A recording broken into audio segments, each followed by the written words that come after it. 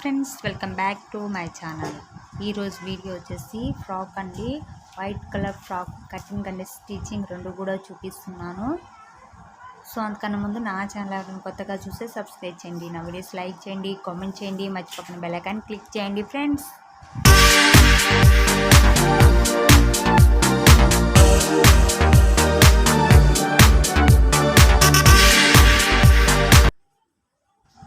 Measurement ఒకసారి చెప్పేస్తాను friends. Cloth వచ్చేసి 2 మీటర్స్ తీసుకున్నానండి. నెట్ క్లాత్ మనం పైన నెట్ క్లాత్ ఎంత తీసుకున్నామో లైనింగ్ కూడా అంతే తీసుకోవాలి. లైనింగ్ సిల్క్ కాటన్ కాదు, సాటిన్ క్లాత్ తీసుకున్నాను.